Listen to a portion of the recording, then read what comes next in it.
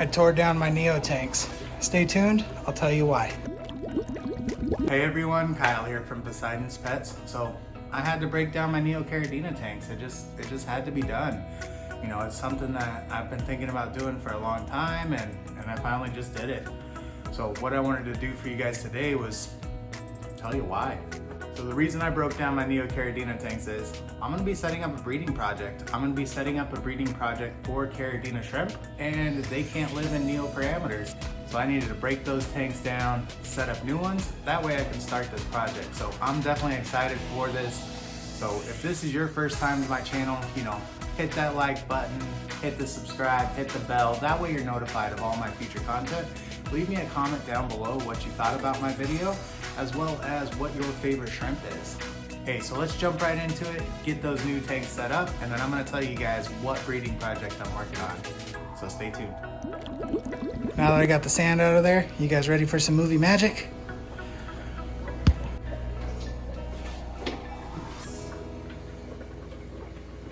Tanks are all clean. Time for the next step. Let's do this. So if you don't know how to set up a Caridina tank, I'm going to leave a card above so that way you can see how I set up a Caridina tank. The substrate that I'm choosing is Fluorine Vulcanite by Brightwell. It has been recommended to me and it has been my substrate of choice since starting my Caridina projects. When filling your shrimp tanks for the first time, you want to make sure that you're not disturbing the substrate. So what I use is just a ceramic dinner plate, and I make sure that it's clean and sterile so that way I'm not adding any contaminants to my shrimp tanks. Now you can see that it's deflecting the water, it's not disturbing that substrate, and that's what we want. We don't want to disturb the substrate.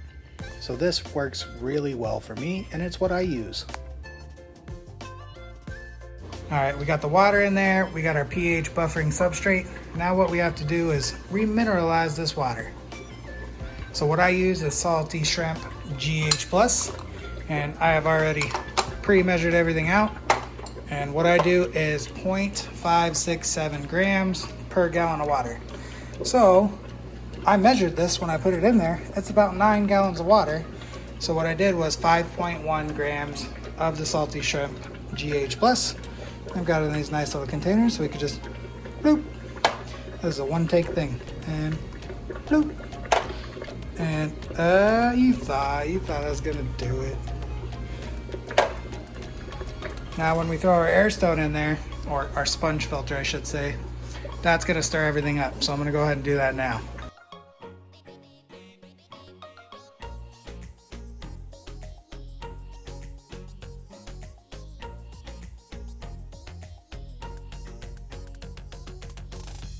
Look at that, sponge filters have done their job. Oh, tanks are all nice and clear. It also helps that today is the next day. So this was a lot of work, and I put the sponge filters in last night and I said, I'm done. I'm not doing any more tonight. So what we're gonna do now is we are gonna add our botanicals. So we're gonna add our Indian almond leaves and our alder cones. We are also gonna add all of our beneficial bacteria. So I have a few products that I use to add beneficial bacteria, as well as help to promote biofilm growth. So these products are something that I've used in the past and they seem to work for me. So, you know, always do your research and go with what works for you. But I feel that these have been good. So let's get to it. I also added a few snails in here, so that's just gonna help with cycling this tank. So as you saw when I plugged these sponge filters in, all that gunk coming out, that's good stuff. These sponges have been used before. I cleaned them really well, but all that stuff that was coming out was all of that good stuff, you know, that beneficial bacteria, the stuff that those sponges start to grow on them to help cycle your tank and help make that ammonia safe for your shrimp.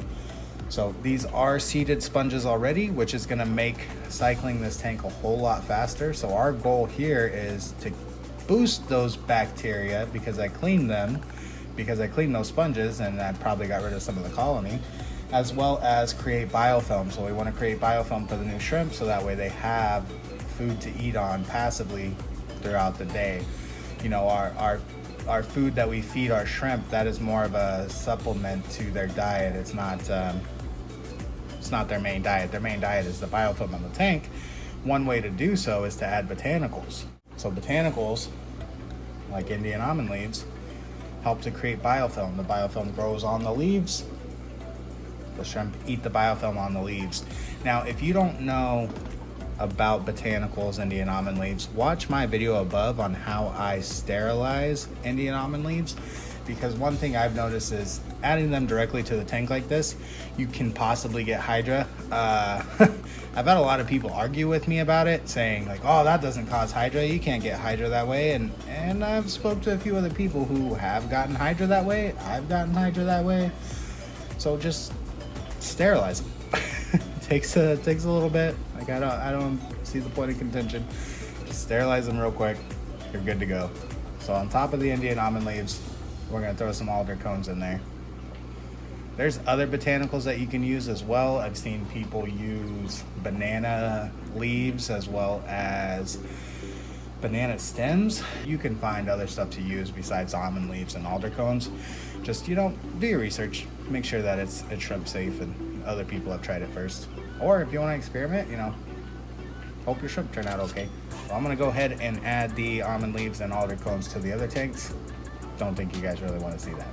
Now that we got our botanicals in there, what I'm gonna add is Brightwell's Florinbacter. So this is just a bacteria boost to help that bacteria on the sponge. So I'm gonna do 2 pumps in each tank. Now this says 1 to 3 pumps. 1 pump if it's an established tank, 3 pumps for highly stocked tanks and something that you wanna boost their bacteria in. So since this is a semi-new tank, I'm just gonna do 2. And then what I'm gonna do is every day, once I add shrimp, every day I'm gonna add 1 pump to each tank. And that's just going to ensure that there's plenty of bacteria in there to convert that ammonia into that nitrate so our shrimp don't die. Next thing, Brightwell's Blackwater. Now I'm gonna give a shout out to Grant Eater for turning me on to these products. I've never heard of them before. I know Brightwell makes good stuff, but he had done a video recently mentioning how these products are good in bacterial infection situations because it boosts your biological media, as well as the Blackwater adds tannins to the tank to help alleviate some of those bacterial infections. We're gonna do 2 pumps each as well. Yeah, if you haven't checked him out, go over to Grant Eater's channel. I'll leave a card above. Now this is something new that I've been trying, and since I've been adding this to the tanks, I've noticed that my sponge filters, when I clean them, they've got a mass amount of biofilter or a mass amount of biofilm on them. So this stuff must be working. What I'm gonna do though is I'm gonna go ahead and shut these pumps off. So that way it's not getting sucked up into the filter, but it could kind of settle into the tank. So what this is just another powder. And I believe it's a yeast-based product. I did some research into it. A lot of it's in, I want to say Chinese, but it's bacteria and yeast and just all kinds of good stuff that promotes biofilm. So we're just going to do 1 scoop. And I'm going to sprinkle that around. Now you can add this to the soil before adding water, but you saw how much I struggled adding that water. It's just going to get tossed around anyway. So next, Bacter AE. So similar product, just helps to promote biofilm. Now if you have shrimp in the tank, a lot of these products can be overfed.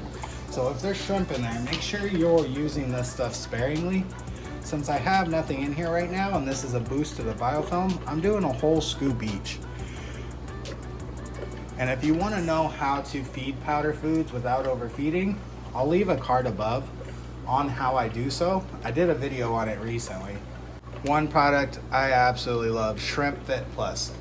So this helps to boost exoskeleton strength. What it is it's chitin and keratin. It's really good for their digestive system. This will also help to combat bacterial infections. And this is something that I've used personally for bacterial infections in my Neo tanks.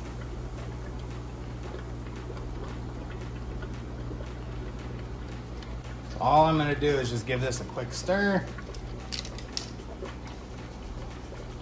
Grab our random utensil we have lying around. Now, you always want to make sure anything you put in your tanks is clean, sterile, and for aquarium use. Now I'm just gonna let all of this settle for a little bit and then we'll be right back. So another thing I highly recommend in any shrimp tank is floating plants. So in my shrimp tanks, I have floating plants in all of them. What I have grown partial to lately is Salvinia minima. So I'm gonna go ahead and move some of the Salvinia minima to the new tanks. So we're gonna throw those plants in there. Now I have tons of crystal babies in here. I will not be surprised if I have hitchhikers. I already have one crystal black inside the blue bolt tank, and I'm pretty sure it came over on some moss, it came over on the floating plant, so they will move over. I do my best to shake them out, but it's something that happens. So what I do to ensure the safety of those little baby shrimp is I just make sure that in the worst case scenario, these tanks are ready for shrimp. They're ready for live animals, whatever you want to put in there. By doing so, I have those sponges cycled, I have the water remineralized, as well as it's been 24 hours, so the water has got to the same temperature as the other tank. So that way I can ensure that if there is any hitchhikers, they're gonna have the best chance of survival. And just to check, my TDS is sitting at 120. This one's 111. This one's 118. So yeah, right around there, that 110, 120. And this tank's at 130. You're gonna find that your heavily populated tanks are gonna have a high TDS, and a lot of that has to do with waste. So no matter what you remineralize your water to, it's gonna be a little bit on the higher end. We're just gonna give this a little shake. Hopefully any babies that are on there know that they need to go. You got to go.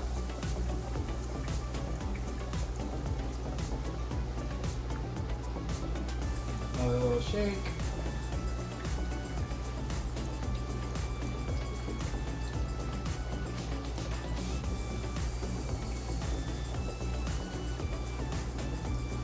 Now, not only is this going to help to remove nitrates, but these plants, their roots already have beneficial bacteria on them, so it's going to help with the cycle of the tank. And I say cycle of the tank because technically they're new tanks, but the sponges are used, so we're not cycling from the start. We're just enhancing the colony of beneficial bacteria. Because when you cycle a tank, what you're doing is creating that colony, you're building that colony. So these already have the colony built, it's just a new environment for them. And I washed away a lot of the bacteria, so what we need to do is just enhance it and build that colony back up.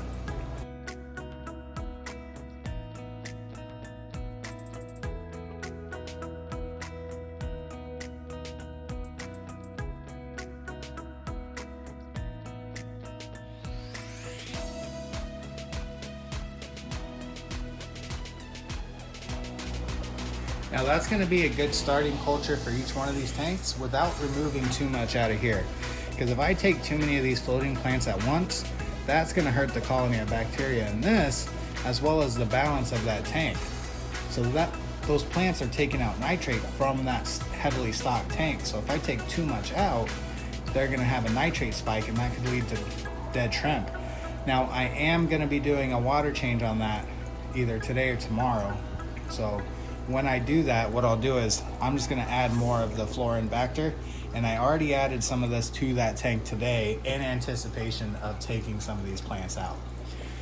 So that Florinbacter is good to boost that bacteria when if you clean your sponge filter, if you do a water change, if you notice a dead shrimp, it's just going to make sure that that bacterial colony has a little bit of a boost, gives a little extra kick to reproduce and accommodate any extra ammonia that you may have in that tank. Now that we got our floating plants in there, our botanicals, you could already see that we've got some biofilm starting to grow. What I'm gonna do now is we need to add some moss and some cholla wood. So you ready for some movie magic? Yeah, yeah.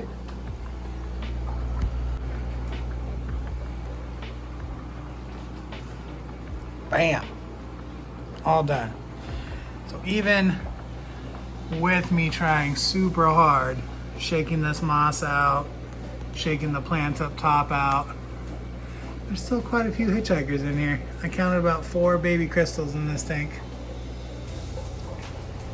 See, look, there's one right there. Same with this one. There's a couple of them in here too. But it looks pretty good. I'm excited for this. This is exactly what I was talking about. So I put my moss, the subwater tank, into this bowl before putting it in the tank. And look how many babies are in here. I've got 4 babies in here. So I'm gonna throw these guys back into the tank where they belong and not into the new tanks.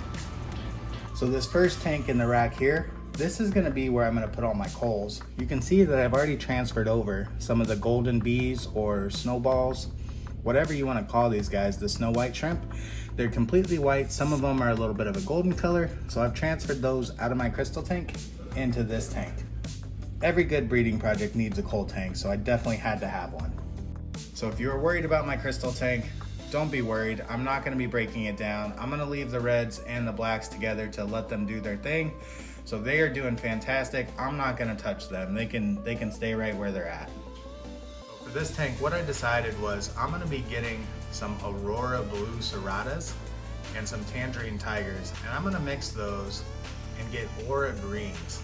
So this idea was brought to me by my shrimp dealer, Mike Coleman. If you're in the Phoenix, Arizona area, he is where I get a lot of my shrimp from. So he's definitely a great guy. He's supplied me with my blue bolts, my crystals, basically every shrimp I have. So definitely check him out, and thanks Mike for all the shrimp over the years, or over the year.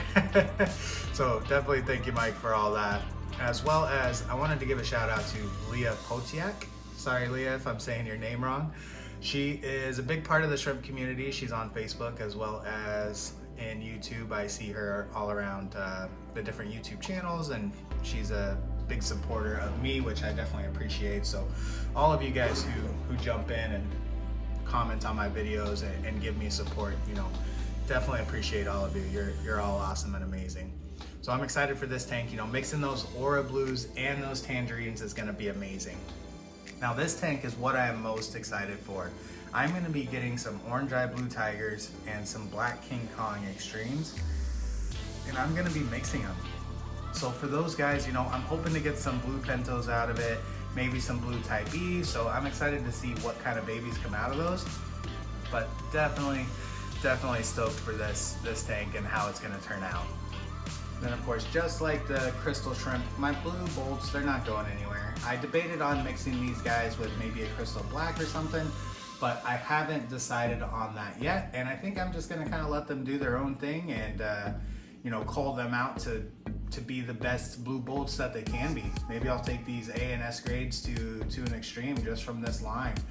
Now, I might have to add some other blue bolts in the future, but definitely gonna be great, and I'm excited for this. Hey, thank you guys so much for watching. I definitely appreciate it, and I hope you're as excited for these new shrimp as I am. And as always, you know, if you love me, you love my fish, you love my videos, hit that subscribe button, hit the bell, leave me a comment, hit the like, do all the things, you know, that helps me out, helps me as a creator, and I definitely appreciate it. So thank you guys so much for watching, and enjoy the rest of your day.